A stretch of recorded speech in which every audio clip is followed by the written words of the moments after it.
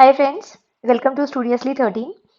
इसके पिछले वाले वीडियो में हमने देखा था कि डिमांड क्या होती है और डिमांड किन फैक्टर्स से अफेक्ट होती है। ठीक है, इस वीडियो में हम देखने वाले हैं डिमांड शेड्यूल, डिमांड कर्व और लॉ ऑफ डिमांड क्या होता है।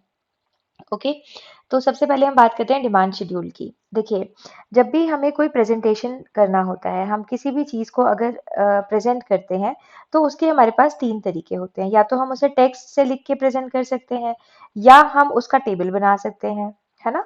और या हम क्या करते हैं, या हम उसको ग्राफ फॉर्म में रिप्रेजेंट कर सकते हैं। ऐसे ही कर सकते हैं ना? तो जब मैंने आपको तब बताया था कि डिमांड क्या होती है और उसके फैक्टर्स क्या होते हैं, मैंने आपको उसमें एक डेफिनेशन आपने देखा होगा कि लिखी थी। ठीक है, तो हमने उसको टेक्सचुअल फॉर्म में रिप्रेजेंट किया था। हमने डेफिनेशन लिखी, हमने उसके फैक्टर्स लिखे, तो हमने क्या किया, हमने उसको टेक्सचुअल फॉर्म में रिप्रेजेंट किया।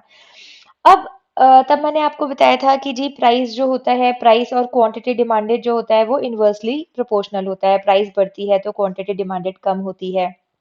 ठीक है, अब अगर इसी के मैं आपको एग्जांपल्स बताऊं कि सपोज अगर किसी चीज की प्राइस 100 है तो उसकी डिमांड अगर 80 है, तो अगर प्राइस इसका 120 हो जाएगा तो डिमांड कितनी हो जाएगी, सपोज 60 हो जाएगी। प्राइस 140 हो जाएगा तो डिमांड कितनी हो जाएगी, हो सकता है 40 हो जाए। ठीक है, तो जैसे जैसे देखो प्राइस बढ़ रहा है, डिमांड क्या होती जा रही है, कम होती जा रही है। तो अगर मैं आपको ये एक एग्जाम्पल टेबल फॉर्म में बताऊं, ठीक है, तो ये क्या हो जाएगा, ये हो जाएगा डिमांड शेड्यूल। तो डिमांड शेड्यूल क्या होता है, जब हम प्रेजेंटेशन टेबल फॉर्म में करते हैं। टैबुलर स्टेटमेंट क्या बताता है, वो statement various quantities of commodities जो डिमांड की जा रही हैं अलग अलग प्राइस लेवल पे, किस प्राइस पे कितनी डिमांड हो रही है, उसको हम बोलते हैं डिमांड शेड्यूल। अब जैसे डिमांड दो तरह की होती है, इंडिविजुअल डिमांड और मार्केट डिमांड, ऐसे डिमांड शेड्यूल भी दो तरह के होते हैं, इंडिविजुअल डिमांड शेड्यूल और मार्केट डिमांड शेड्यूल। जैसे अगर ये एक कंज्यूमर है, ठीक है, ये एक कंज्यूमर है सपोज एक्स, ये एक कंज्यूमर 100 रुपए पे कितना डिमांड करता है, 120 पे कितना डिमांड करता है, 140 पे कितना डिमांड करता है, ये जो टेबल है ये आपको बताएगा। तो ये क्या हो जाएगा, इंडिविजुअल डिमांड शेड्यूल। क्या इसका डेफिनेशन हुआ, tabular statement showing various quantities of commodities, देखो कितनी क्वांटिटी मांगी जा रही है, being demanded by a consumer, एक कंज्यूमर एक्स, ठीक है, at various levels of price, अलग अलग प्राइसेस पे, 100 पे, 120 पे, 140 पे, during a given period of time. Suppose हम ये बात कर रहे हैं 1 साल की या 1 महीने की या 6 महीने की, तो ये जो हमने टेबल बना दिया ये क्या हो गया, इंडिविजुअल डिमांड शेड्यूल। ठीक है, यही अगर हम बोले कि भाई एक्स तो मांगता है 100 पे 80, वाई कितना बोलता है, एक वाई एक और कंज्यूमर आ गया, वो कहता है 100 पे 90 दे दो, 120 पे 70 दे दो, 140 पे 50 दे दो। ठीक है, फिर एक और कंज्यूमर आ गया जेड, वो कहता है जी 100 पे दे दो, 100 पे दे दो 70। ठीक है, उसके बाद 120 पे दे दो 50 और 140 पे दे दो 40। ठीक है, तो अगर हम ये सारे, हमने देखा एक्स एक कंज्यूमर है, वाई एक कंज्यूमर है, जेड एक कंज्यूमर है, ऐसे हम मार्केट के सारे कंज्यूमर्स की डिमांड देख लें कि अलग अलग प्राइस पे कौन कितनी डिमांड कर रहा है, और इन सबको टोटल कर दें कि टोटल मार्केट डिमांड कितनी हो जाएगी, इन तीनों का ऐड करके यहाँ लिख दें। ठीक है, इसका एडिशन यहाँ, और टोटल डिमांड 140 पे कितनी होगी पूरे मार्केट की, X plus Y plus Z, वो हम यहाँ लिख दें, तो वो हो जाएगा मार्केट डिमांड शेड्यूल। तो मार्केट डिमांड शेड्यूल क्या हो गया, देखो टेबुलर स्टेटमेंट टेबल के फॉर्म में है, showing various quantities of commodities being demanded, अलग अलग क्वांटिटी बता रहा है किससे, बाय ऑल कंज्यूमर्स, यानी एक्स की डिमांड, वाई की डिमांड, जेड की डिमांड। एक्स बोलता है 80, वाई बोलता है 90, जेड बोलता है 70, किस प्राइस पे, at various levels of price. 100, जब 100 प्राइस था तो एक्स क्या बोलता है, वाई क्या बोलता है, जेड क्या बोलता है। जब 120 प्राइस था तो एक्स कितना डिमांड करता है, वाई कितना डिमांड करता है। जब 140 प्राइस है तो डिमांड कितनी हो जाती है। तो जब हम सबको ऐड कर देते हैं तो जो टेबल आता है वो क्या होता है, मार्केट डिमांड शेड्यूल आता है। ठीक है, तो अ कंज्यूमर, एक कंज्यूमर होगा तो क्या, इंडिविजुअल। ऑल कंज्यूमर्स का अगर टेबल बना देंगे तो क्या होगा, मार्केट डिमांड हो जाएगी। ठीक है जी, अब ये देखो, जो मैंने आपको पिछले स्क्रीन पे गंदी सी राइटिंग में टेबल खुद बना के बताया, वो इस स्क्रीन पे सुंदर से टेबल में बना हुआ आ गया है। इंडिविजुअल डिमांड शेड्यूल में प्राइस, सपोज हम वही बात कर रहे हैं कि ये एक्स कंज्यूमर है, ठीक है, जब किसी चीज का, सपोज ये हम प्राइस की बात करते हैं अब एक पेन की, ठीक है, सपोज एक पेन जब 10 रुपए का था तो एक्स कहता था मुझे 50 पेन दे दो। जब वो 20 रुपए का हुआ वो कहता है 40 पेन दे दो। जब 30 रुपए का हुआ तो कहता है 30 दे दो। 40 रुपए का एक पेन हो गया, कहता है यार 20 ही दे दो। जब 50 रुपए का पेन हो गया तो कहता है 10 दे दो। जैसे जैसे प्राइस बढ़ा, जैसे जैसे प्राइस बढ़ा, वैसे वैसे डिमांड कम हुई।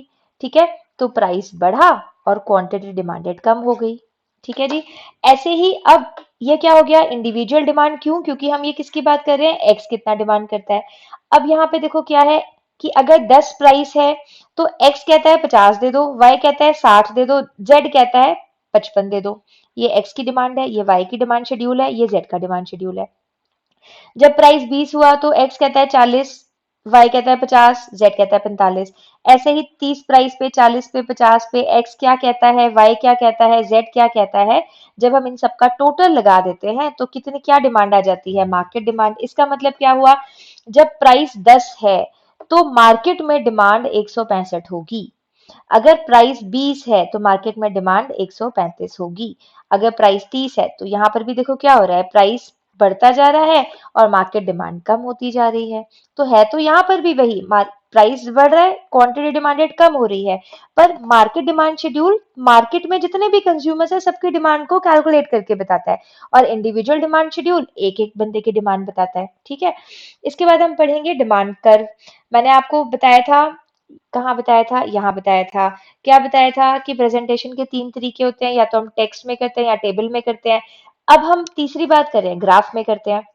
जब हमने टेक्स्ट में किया था तो डेफिनेशन थी, जब हमने टेबल में बनाया तो क्या बन गया, शेड्यूल। अभी पढ़ा ना हमने, शेड्यूल बन गया। तो जब हम ग्राफ में रिप्रेजेंट कर देते हैं तो वो कर्व बन जाता है। ठीक है, तो डिमांड कर्व क्या हो गया, ग्राफिकल रिप्रेजेंटेशन हो गया। ग्राफिकल रिप्रेजेंटेशन किसका, डिमांड शेड्यूल का। जैसे हमने यहाँ पे जो टेबल बनाया था, जब हमने प्राइस और डिमांड को रिप्रेजेंट किया था किसमें, टेबल में, ये टेबल बनाया था, तो ये हमारा क्या हो गया था, ये हमारा शेड्यूल हो गया था। ठीक है, अब इसी शेड्यूल को जब हम ग्राफ पे प्लॉट कर देंगे तो ये क्या हो जाएगा, ये हमारा कर्व हो जाएगा। यानी अभी देखो, जैसे हम बोल रहे हैं प्राइस 10 है तो डिमांड 50 है, प्राइस 10 है तो डिमांड क्या होगी, 50। प्राइस 20 हुआ तो डिमांड क्या होगी, 40। प्राइस 30 हुआ, डिमांड 30 हो गई। प्राइस 40 पे डिमांड 20 और प्राइस 50 पे डिमांड 50। तो ये जैसे जैसे प्राइस बढ़ रहा है वैसे वैसे डिमांड जो है ये कम हो रही है। ये डिक्लाइनिंग जो लाइन है ये हमारे पास ग्राफ में आ रही है, ये इसका ग्राफिकल रिप्रेजेंटेशन है और इसी को हम बोलते हैं डिमांड कर्व। ठीक है, अब इसके बाद आता है law of demand. Law of demand क्या बोलता है, जो हम देखो अभी हमने बात करी थी कि किसी भी डिमांड के, जब जब भी डिमांड क्रिएट होती है उसको इम्पैक्ट कौन कौन से फैक्टर्स करते हैं। सबसे पहला हमने बोला था प्राइस करता है, फिर हमने कहा था प्राइस ऑफ रिलेटेड गुड्स करता है। ठीक है, फिर हमने कहा था कि इनकम करती है ना। ऐसे हमने बहुत सारे फैक्टर्स बोले थे। तो अगर हम सिर्फ डिमांड और प्राइस की बात करें, ठीक है, बाकी सारी चीजों को हम सोचें और कोई चेंज नहीं हुआ, सारी चीजें सेम की सेम है, हम सिर्फ प्राइस और डिमांड डिमांड की बात करें तो हमने क्या रिलेशन देखा था, हमने वहां पे इनवर्स रिलेशन देखा था। इनवर्स रिलेशन मैंने आपको बताया था क्या होता है, जब ऑपोजिट डायरेक्शंस, अगर प्राइस बढ़ रहा है तो जो क्वांटिटी डिमांडेड है वो क्या हो रही है, कम हो रही है, और अगर प्राइस कम हो रहा है तो जो क्वांटिटी डिमांडेड है वो क्या हो रही है, बढ़ रही है। देखो प्राइस बढ़ रहा है तो डिमांड क्या हो रही है, कम हो रही है ना। तो यही जो रिलेशन है, इस ये क्या बोलता है, इसको लॉ ऑफ डिमांड कहते हैं। ठीक है, देखो लॉ ऑफ डिमांड क्या बोलता है, inverse relationship. It states, law of demand states the inverse relationship, किसमें, प्राइस और क्वांटिटी में। प्राइस बढ़ेगा क्वांटिटी कम होगी, इनवर्स रिलेशनशिप है। प्राइस कम होगा क्वांटिटी बढ़ेगी, इनवर्स रिलेशनशिप है। ये जो इनवर्स रिलेशनशिप है between price and quantity demanded, keeping the other factors constant, जो मैंने अभी आपको बताया कि हम ऐसा मान के चलेंगे कि बाकी किसी में भी कोई चेंज नहीं है। ठीक है, तो ये जो सेंटेंस है जो हम इतनी देर से बोले आ रहे हैं कि प्राइस बढ़ता है क्वांटिटी कम होती है, इनवर्स रिलेशन है प्राइस और क्वांटिटी में, ये और कुछ नहीं, ये लॉ ऑफ डिमांड है। लॉ ऑफ डिमांड क्या बोलता है, लॉ ऑफ डिमांड बोलता है प्राइस बढ़ेगा क्वांटिटी कम होगी, प्राइस कम होगा क्वांटिटी बढ़ेगी, यानी प्राइस और क्वांटिटी के बीच में इनवर्स रिलेशनशिप है। बस, this is law of demand. ठीक है, इस लॉ ऑफ डिमांड को हम फर्स्ट लॉ ऑफ परचेज भी कहते हैं। तो अगर आपसे कोई बोले जी फर्स्ट लॉ ऑफ परचेज क्या है, तो भी आप बोलोगे the inverse relationship between price and quantity demanded, बाकी सारे फैक्टर्स को कांस्टेंट रखते हुए। ठीक है जी, क्या रीजन है लॉ ऑफ डिमांड का, मतलब कि क्यों ऐसा होता है कि प्राइस बढ़ता है तो क्वांटिटी कम होती है, ऐसा मतलब ये इसका, इस इनवर्स रिलेशन का रीजन क्या है। देखो इसके ये रीजंस हैं। पहला रीजन है लॉ ऑफ डीएमयू। डीएमयू आपने पढ़ा, डिमिनिशिंग मार्जिनल यूटिलिटी। हमने वेरी फर्स्ट लेक्चर में हमने पढ़ा था कि मार्जिनल यूटिलिटी, यूटिलिटी क्या होती है? सेटिस्फैक्शन। मार्जिनल यूटिलिटी का लॉ क्या कहता है कि जैसे जैसे आप कोई चीज यूज करते जाओगे वैसे वैसे उसका सेटिस्फैक्शन कम होता जाएगा। ठीक है, तो मान लो अगर कोई भी कमोडिटी है उस पे आपका सेटिस्फैक्शन, आप कोई भी चीज क्यों खरीदते हो, आप कोई भी चीज बाय क्यों करते हो? क्योंकि वो चीज आपको सेटिस्फैक्शन देती है। ठीक है, अब हर चीज पे क्या लगता है? लॉ ऑफ डीएमयू लगता है, law of diminishing marginal utility लगता है। यानी जैसे जैसे आप इस चीज को यूज करते जाओगे सेटिस्फैक्शन कम होता जाएगा। जैसे जैसे सेटिस्फैक्शन कम होगा यानी आप उसको बाय नहीं करोगे। तो फिर बाय करने का रीजन क्या हो सकता है? फिर उसके बाद आप बाय सिर्फ एक कंडीशन में करोगे, अगर उसका प्राइस कम हो जाएगा। ठीक है, अगर उसका प्राइस कम होगा तो क्या होगा? फिर भी आप सोचोगे चल यार कोई बात नहीं, सस्ता मिल रहा है तो खरीद लेता हूं, तो इसलिए आप उसको डिमांड कर लोगे, तो प्राइस कम हुआ, क्वांटिटी बढ़ गई। देखो यही लॉ बोलता है, पहला रीजन। फिर दूसरा आता है सब्स्टिट्यूशन इफेक्ट। सब्स्टिट्यूशन इफेक्ट भी हमने बात करी थी, हमने उस समय बात करी थी गुड्स की, जब टी और कॉफी की। ठीक है, तो हम बात करते हैं जैसे टी और कॉफी, हमने उस समय पे एग्जांपल लिया था कि सपोज चाय 10 रुपए की है और कॉफी 15 रुपए की है। ठीक है, तो क्या हुआ? चाय का दाम बढ़ गया। ठीक है जी, चाय का दाम बढ़ गया, चाय का दाम बढ़ के चाय का प्राइस बढ़ा और क्या हो गया? 15 रुपए हो गया। तो अब क्या होगा? लोग सोचेंगे यार 15 रुपए में तो कॉफी भी मिल रही है, तो लोग क्या करेंगे? कॉफी पे शिफ्ट हो जाएंगे। तो जब वो कॉफी पे शिफ्ट होंगे तो यानी चाय की डिमांड कम हो जाएगी। यानी अगर चाय की प्राइस बढ़ा तो चाय की जो डिमांड है, क्वांटिटी डिमांडेड, कम हो गई। क्यों? क्योंकि लोग कॉफी पे शिफ्ट हो गए। तो फिर से देखो क्या हुआ? प्राइस बढ़ा, क्वांटिटी कम हो गई, प्राइस बढ़ा, क्वांटिटी कम हो गई। इसको क्या बोलते हैं? Law of demand. तो एक रीजन क्या हो गया? Substitution effect. क्यों? क्योंकि अगर आपकी कमोडिटी का प्राइस बढ़ता है तो लोग सब्स्टिट्यूटेड जो दूसरे प्रोडक्ट्स हैं उस पे स्विच कर जाते हैं और जो मेन प्रोडक्ट है उसकी क्वांटिटी डिमांडेड कम हो जाती है। ठीक है, उसके बाद आता है इनकम इफेक्ट। इनकम इफेक्ट कैसे काम करता है कि जैसे देखो इनकम दो तरीके की होती है, एक होती है मनी इनकम, ठीक है, और एक होती है रियल इनकम। ठीक है, मनी इनकम यानी जैसे एग्जांपल आप ले लो कि मनी इनकम 1000 रुपए इनकम है। ठीक है, हम दोबारा से अपने वही पुराने वाले एग्जांपल पे आते हैं कि एक सिल्क डेयरी मिल्क है। ठीक है, सिल्क चॉकलेट है 100 रुपए की। ठीक है जी, तो जब हम बात करते हैं अगर इनकम 1000 रुपए की थी तो इसमें हमारी कितनी परचेजिंग पावर थी? सपोज हमको हमारी पूरी इनकम से क्या खरीदने हैं? सिल्क खरीदनी है। ठीक है, तो 1000 रुपए में हम कितनी सिल्क खरीद सकते थे? 10। ठीक है, तो ये होगी हमारी रियल इनकम यानी कि परचेजिंग पावर। रियल इनकम का मतलब होता है कि हम कितना परचेज कर सकते हैं अपनी मनी इनकम से। ठीक है जी, अब हमारी इनकम बढ़ गई। जब हमारी इनकम बढ़ी तो क्या हुआ? 2000 नहीं, चलो इनकम नहीं बढ़ाते, ये जो सिल्क है इसका प्राइस जो है ये कम हो गया। ये सिल्क अब 50 रुपए की आने लगी। ठीक है, ये सिल्क का प्राइस कम हो गया, ये पहले 100 रुपए की थी तो 1000 रुपए में कितनी आती थी? 10 आती थी। अब सिल्क का प्राइस कम हो गया, हम प्राइस की बात करें ना, तो सिल्क का प्राइस जब कम हुआ तो क्या हुआ? अब इसी इनकम में कितनी आ जाएंगी? 20 आएंगी ना। तो जब ये प्राइस इसका ज्यादा था, जब इसका प्राइस 100 था तो क्वांटिटी डिमांडेड कितनी थी? 10। अब जब इसका प्राइस कम हुआ तो अपने आप डिमांड बढ़ गई। क्यों? क्योंकि परचेजिंग पावर बढ़ गई, क्योंकि परचेजिंग पावर में आ गई। जितने 100, जब ये 100 रुपए की थी तो आपकी इनकम में कम आती थी, अब जब 50 रुपए की हो गई तो आपकी इनकम में ज्यादा आने लगी, तो ऑटोमेटिकली क्या हुआ? डिमांड बढ़ गई। तो देखो क्या हुआ? प्राइस कम हुआ, डिमांड बढ़ गई, प्राइस कम, डिमांड बढ़ गई। ठीक है, ये क्या है? Law of demand. तो एक रीजन क्या हो गया? Income effect. Additional customers. Additional customers देखो जैसे ही प्राइस कम होगा, सपोज यही हम बात करें कि जब ये 100 रुपए की सिल्क थी, ठीक है, तो इसको सपोज 100 लोग खरीद सकते थे। ठीक है, 100 लोग ये 100 रुपए की सिल्क खरीद सकते थे। अब क्या हुआ? अब ये 50 रुपए की हो गई, ये सिल्क सस्ती हो गई, तो अब हो सकता है इसको 250 लोग खरीद सकते हैं। ठीक है, तो पहले इसकी डिमांड यानी अबिलिटी, डिमांड क्या होती है? विलिंगनेस और अबिलिटी। तो जब अबिलिटी 100 लोगों की थी तो इसकी डिमांड 100 लोगों का डिमांड था। ठीक है, डिमांड 100 थी। पर अब जैसे ही इसका प्राइस कम हुआ तो ये अफोर्डेबिलिटी में आ गई। ये कितने लोग अब खरीद सकते हैं? कितने लोग एबल हो गए इसको बाय करने के लिए? 250। तो अब इसकी टोटल डिमांड कितनी हो गई? 250 हो गई। तो जैसे ही प्राइस कम हुआ, अफोर्डेबिलिटी बढ़ी, इसलिए डिमांड बढ़ गई।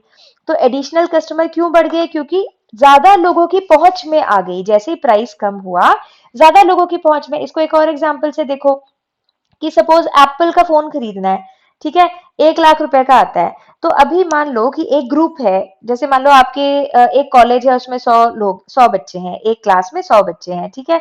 उस 100 बच्चों में से सिर्फ 10 लोग हैं जो 1 लाख रुपए का फोन खरीद सकते हैं। तो डिमांड कितनी हुई? 10 रुपए की हुई, 10 लोगों की हुई। अब ये एप्पल थोड़ा सा बच्चों के लिए प्रमोशनल ऑफर निकालता है, कहता है जी एक काम करते हैं, हमारा ये जो एप्पल का मॉडल है ये 70,000 रुपए का हम देंगे, ठीक है। 70,000 रुपए इस 100 में से 30 बच्चे खरीद सकते हैं 70,000 रुपए का फोन। तो अब क्या हो गया? अब जो डिमांड है, अब ये 70,000 रुपए का फोन 10 की जगह कितने खरीद लेंगे? 30 खरीद लेंगे। तो डिमांड कितनी हो गई? 30 हो गई। तो क्या हुआ? प्राइस ड्रॉप हुआ और डिमांड बढ़ गई, ठीक है। तो प्राइस जब कम हुआ, डिमांड बढ़ गई, उसको हम क्या बोलते हैं? Law of demand. तो ये फिर से एक रीजन जस्टिफाई हो गया। अब आता है डिफरेंट यूजेस। डिफरेंट यूजेस का मतलब होता है, जैसे इसको आप ऐसे देखो कि जैसे मान लो कोई भी एक प्रोडक्ट है, जैसे कि मिल्क है, ठीक है। अब मिल्क को आप बहुत अलग अलग तरीके से यूज कर सकते हो। एक तो आप मिल्क दूध ही पियोगे, ठीक है। उसके बाद चाय बना सकते हो, कॉफी बना सकते हो, कर्ड बना सकते हो, शेक बना सकते हो, ठीक है। तो ये मिल्क के अलग अलग यूजेस हैं, ठीक है जी। अब क्या हुआ कि ये मिल्क, मान लो इस मिल्क का दाम गिर गया, ठीक है, मिल्क का प्राइस गिर गया। तो आप सोचोगे यार, कर्ड भी, दही भी बाहर से नहीं लाता, घर पे ही जमा लेता हूँ। शेक भी बाहर क्यों पिए, दूध तो सस्ता है, घर पे ही बना लेंगे, ठीक है ना। तो पर जब आप पहले खाली दूध ही, मतलब सिर्फ आप पहले क्या करते थे? दूध से दूध पीते थे और चाय पीते थे, तो आपको शायद 1 लीटर दूध लगता था, ठीक है। अब आपने सोचा कि यार दाम तो गिर गया है, तो कर्ड भी घर पे बनाऊंगा, शेक भी घर पे बनाऊंगा, तो अब आपका 1 लीटर में गुजारा नहीं ना होगा। अब आप बोलोगे कि नहीं, मुझे ज्यादा दूध चाहिए। क्यों? क्योंकि अब आपको ज्यादा चीजें बनानी है, तो दूध की जो क्वांटिटी है वो, उसकी डिमांड बढ़ जाएगी, ठीक है। तो जैसे ही दूध का दाम गिरेगा, वैसे ही आप उसके जो डिफरेंट यूजेस हैं, आप कोशिश करोगे कि वो घर पे ही आप उसको बना लो, और इसीलिए आपकी जो क्वांटिटी है वो ज्यादा लगने लगेगी, और इसीलिए जैसे ही प्राइस बढ़ेगा उसका क्वांटिटी बढ़ जाएगा। तो प्राइस अगर गिरता है, सॉरी, प्राइस गिरेगा क्वांटिटी बढ़ जाएगी। तो प्राइस गिरेगा क्वांटिटी बढ़ जाएगी, क्या बोलता है? लॉ ऑफ डिमांड बोलता है। तो लॉ ऑफ डिमांड का एक रीजन डिफरेंट यूजेस भी हो गया, ठीक है जी। अच्छा, अब जब भी कोई लॉ आता है तो उस लॉ के कुछ एक्सेप्शंस भी होते हैं। देखो, मैंने आपको बताया था कि जब भी कोई लॉ होता है तो उसके कुछ अजम्पशंस होते हैं और कुछ एक्सेप्शंस होते हैं। अजम्पशन यानी कि हम क्या मान के चलेंगे, क्या क्या हम अज्यूम करेंगे जिससे ये लॉ ट्रू साबित होगा, और क्या ऐसे एक्सेप्शंस, क्या ऐसे केसेस होंगे जिसमें ये लॉ नहीं लगेगा, ठीक है। तो इस लॉ ऑफ डिमांड क्या बोलता है? प्राइस बढ़ेगा तो क्वांटिटी डिमांडेड घटेगी, और प्राइस अगर कम होगा तो क्वांटिटी डिमांडेड बढ़ेगी। ये मैं बार बार इसलिए बोलती हूँ कि आपको याद हो जाए, ठीक है। तो ये जो लॉ ऑफ डिमांड है, कौन से इसके एक्सेप्शंस है, मतलब कौन से केसेस में ये ट्रू नहीं होगा? तो देखो, नेसेसिटी सबसे पहला। नेसेसिटी जैसे कि मान लो मेडिसिन, ठीक है। मान लो कि कोई एक बंदा है, वो एक डायबिटीज की मेडिसिन खाता है, ठीक है। तो अचानक से डायबिटीज की मेडिसिन के दाम गिर गए, तो क्या वो एक की जगह 10 गोलियां खाने लगेगा? नहीं खाने लगेगा। तो प्राइस गिरा तब भी क्वांटिटी जो है वो बढ़ेगी नहीं, डिमांड नहीं बढ़ेगी। क्यों? क्योंकि उसको जितनी दवाई खानी है उतनी ही खाएगा। ऐसे ही अगर उसका प्राइस बहुत ज्यादा बढ़ गया, मान लो जो डायबिटीज की दवाई है उसका जो दाम है वो बहुत ज्यादा बढ़ गया, तो क्या वो खाना बंद कर देगा? नहीं बंद करेगा, क्योंकि भाई जिंदा रहने के लिए उसको जरूरी है ये दवाई। तो तब भी वो जो क्वांटिटी डिमांडेड है वो कम नहीं होगी, ठीक है। तो ये जो रूल है ये नेसेसिटीज पे लागू नहीं होगा, ठीक है। फिर आते हैं गिफिन गुड्स। गिफिन गुड्स वो होते हैं जो चीप गुड्स होते हैं, ठीक है। चीप गुड्स पे ये लॉ क्यों नहीं लगता?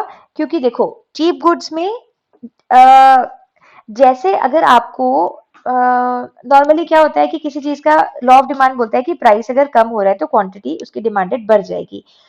पर मान लो कि कोई एक ऐसी चीज है जो आप खरीदने जा रहे हो और वो बहुत ही चीप है, तो आप उसको क्या मानोगे? आप बोलोगे ये तो इंफीरियर गुड्स है, ठीक है। इंफीरियर गुड्स हैं, तो इंफीरियर गुड्स जो होंगे उनकी प्राइस कितना भी कम हो उसकी क्वांटिटी नहीं बढ़ेगी। क्यों? क्योंकि आप उन गुड्स को अच्छा नहीं मानते हो। तो जो चीप गुड्स या इंफीरियर गुड्स होते हैं, हालांकि इनका प्राइस कम होता है तभी तो ये चीप है, पर क्योंकि इनकी क्वालिटी भी इंफीरियर है, ये बहुत ही खराब क्वालिटी के गुड्स हैं तो इनका प्राइस कम होने पर भी इनकी डिमांड नहीं बढ़ती है, ये इसके एक्सेप्शंस होते हैं, ठीक है। फिर इसी के ऑपोजिट दूसरा आ गया स्टेटस सिंबल गुड्स, जैसे हमने अभी बात करी थी एप्पल का फोन, ठीक है। एप्पल का फोन आपको पता है खासकर पंजाब में अगर आप हो तो ये स्टेटस सिंबल है। तो अगर ये 1 लाख रुपए का भी हो जाएगा तो भी इसकी डिमांड कम नहीं होगी, क्यों नहीं होगी, क्योंकि भाई ये तो स्टेटस सिंबल है, ये तो रखना है वरना तो बेइज्जती हो जाएगी। तो अगर इसका प्राइस कम भी हो गया, ठीक है, सॉरी, अगर इसका प्राइस बढ़ भी गया तो भी इसकी जो डिमांड है वो कम नहीं होगी, ठीक है। फिर आता है fashion related goods. Fashion related goods में आपको पता है कि जैसे अगर आपको फैशन के साथ रहना है, ठीक है, तो फैशन का जो कॉस्ट्यूम्स, फैशन की जो ड्रेस है वो जितनी भी महंगी आएगी, उसका प्राइस कितना भी बढ़ जाए, आप उसकी डिमांड कम नहीं करोगे, क्यों, उसकी डिमांड कम नहीं होगी, क्यों, क्योंकि आपने तो फैशनेबल रहना है, ठीक है, और आप इसको किसी भी कॉस्ट पे कॉम्प्रोमाइज नहीं करोगे। ऐसे ही fear of shortage, fear of shortage मतलब जैसे अगर आपको याद होगा कोविड जब आया था, ठीक है, तो ऐसा लग रहा था कि जैसे पता नहीं कितने समय का लॉकडाउन लग जाएगा, पता नहीं खाने पीने का सामान मिलेगा या नहीं मिलेगा, ऐसा ना हो कि सप्लाई बंद हो जाए, खत्म हो जाए सामान। तो क्या हुआ कि प्राइस जो क्वांटिटी है हमको इतना चाहिए नहीं था, पर हमने बहुत सारा बाय करना शुरू कर दिया जिसको हमने बोला पैनिक बाइंग, ठीक है। और अगर आपको याद हो तो उस समय जो खाने पीने का सामान था वो काफी महंगा भी होने लगा था, तो उसमें क्या हो रहा था, प्राइस बढ़ रहे थे पर फिर भी क्वांटिटी डिमांडेड भी बढ़ रही थी। नॉर्मली लॉ क्या बोलता है, प्राइस बढ़ता है तो क्वांटिटी डिमांडेड कम हो जानी चाहिए, पर आपको क्योंकि ये डर था कि कहीं आगे कमी ना पड़ जाए, कहीं ऐसा ना हो शॉर्टेज हो जाए, तो प्राइस बढ़ते जा रहे थे फिर भी आप खरीदारी करते जा रहे थे, क्वांटिटी आप डिमांड करते जा रहे थे, क्यों, क्योंकि आपको डर था। तो यहाँ पे ये वाला लॉ लागू नहीं हुआ था, क्योंकि लॉ क्या बोलता है, प्राइस बढ़ता है तो क्वांटिटी डिमांडेड कम होती है, पर यहाँ पे क्या हुआ था, प्राइस बढ़ रहा था तो क्वांटिटी डिमांडेड भी बढ़ रही थी, क्यों, क्योंकि हम पैनिक बाइंग कर रहे थे, इसीलिए ये भी एक एक्सेप्शन है, ठीक है। उसके बाद लास्ट एक्सेप्शन जो आता है वो आता है इग्नोरेंस। इग्नोरेंस यानी प्राइस बढ़ा कम हुआ हमें पता ही नहीं है, मान लो कि सपोज मैं किसी भी एक शोरूम में गई, अरमानी के शोरूम में गई हूँ, ठीक है, अरमानी के शोरूम में मैं गई और मुझे पता ही नहीं है कि प्राइस अरमानी की शर्ट का कितना होता है, ठीक है। तो अब मान लो उसका प्राइस, अरमानी का तो चलो ज्यादा ही होता है, मैं कोई normal shirt Louis and Philippe की शर्ट ले लेते हैं, ठीक है। आई डू नॉट नो कि लुई एंड फिलिप का शर्ट कितने का आता है। सपोज वो शर्ट 3,000 का आता है, पर उसे पता है कि यार ये तो ऐसी सी कस्टमर लग रही है, इसको लग नहीं रहा कि लुई एंड फिलिप का इसको प्राइस पता होगा, तो मेरे से कहता है कि 5,000 का शर्ट है ये, ठीक है। तो मैं 5,000 का शर्ट भी, मुझे शर्ट पसंद आएगा, मैं उसको खरीद लूंगी, क्यों, क्योंकि मुझे पता ही नहीं था इसका दाम 3,000 रुपए था। अगर इसका दाम मुझे पता होता तो मैं ना खरीदती, ठीक है। अब यहाँ पे देखो क्या हो गया, प्राइस उसने बढ़ा दिया, ठीक है, पर फिर भी मैंने खरीद लिया, क्यों, क्योंकि मुझे असली दाम पता ही नहीं है। तो भी मेरी जो मेरा प्राइस है, प्राइस भी बढ़ा तो भी मेरी डिमांड बढ़ी, because I was not aware of the actual price, तो इसको हम बोलते हैं इग्नोरेंस, ठीक है जी। तो लॉ ऑफ डिमांड क्या होता है, प्राइस बढ़ता है तो क्वांटिटी डिमांडेड कम होती है, प्राइस कम होता है तो क्वांटिटी डिमांडेड बढ़ती है, यानी जो इसमें रिलेशनशिप है वो इनवर्स है। ये क्या कहता है, ये लॉ ऑफ डिमांड कहता है, ठीक है। और इसके एक्सेप्शंस क्या है, अगर नेसेसिटी आइटम्स होंगे तो लॉ ऑफ डिमांड नहीं लागू होगा, प्राइस बढ़े या घटे क्वांटिटी डिमांडेड पे कोई फर्क नहीं आएगा। अगर इंफीरियर गुड्स होंगे तो प्राइस चाहे जितना मर्जी कम हो जाए, क्वांटिटी डिमांडेड नहीं बढ़ेगी, क्योंकि चीजों का क्वालिटी अच्छा नहीं है, उसे कोई खरीदना नहीं चाहेगा। अगर स्टेटस सिंबल के गुड्स हैं तो चाहे प्राइस कितना भी बढ़ जाए लोग उसे खरीदेंगे, क्यों, क्योंकि उनको अपना स्टेटस मेंटेन करना है, लोगों को दिखाना है कि देखो मैं कितना स्टेटस वाला बंदा हूँ। फैशन रिलेटेड गुड्स अगर उनका प्राइस बढ़ जाएगा तो भी उसकी डिमांड कम नहीं होगी, क्योंकि फैशन में रहना है। अगर कोई ऐसा इवेंट हो जाता है कि हमें ये लगता है कि चीजें खत्म हो जाएंगी, तो हम उसको, उसकी प्राइस चाहे जितनी भी बढ़ती जाए फिर भी हम उसकी क्वांटिटी डिमांडेड कम नहीं करेंगे, उसे खरीदते रहेंगे, ठीक है। तो इसमें भी लॉ ऑफ डिमांड एप्लीकेबल नहीं होगा। और अगर हमें पता ही नहीं है कि चीज कितने की है तो उसका प्राइस चाहे कोई हमें कितना भी बढ़ा के बता दे, हम उसकी खरीदारी फिर भी कर लेंगे, डिमांड हम फिर भी क्रिएट करेंगे, और उसमें लॉ ऑफ डिमांड लागू नहीं होगा, ठीक है। तो ये थे लॉ ऑफ डिमांड और उसके रीजंस और उसके एक्सेप्शंस। आई होप आपको ये जो टॉपिक है ये क्लियर हो गया होगा, और नेक्स्ट वीडियो में नेक्स्ट टॉपिक के साथ मिलेंगे, तब तक के लिए happy studying and stay in touch. Thank you.